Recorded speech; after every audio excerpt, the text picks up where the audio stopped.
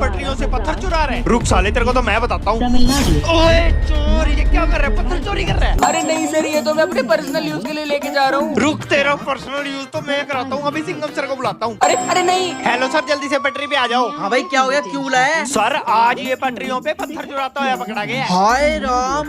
Sir वो मैंने ना YouTube पे देखा था, पत्थरों को ऐसे ऐसे करने से ना आग निकलती है। मेरे को भी आग निकाल के दिखा दे। अरे नहीं सर, अगर यहाँ पे मैंने आग लगा दी ना तो ये ट्रेन फट सकती है। भाई मेरे को नहीं पता, अब तो मैं देख के जाऊंगा। तो ठीक है फिर, जैसे ये लोग नीचे सब्सक्राइब वाला बटन दबाएंगे इन पत्थरों से आग निकलने लग जाएगी। तो गाइस जल्दी से नीचे सब्सक्राइब वाला बटन दबाओ और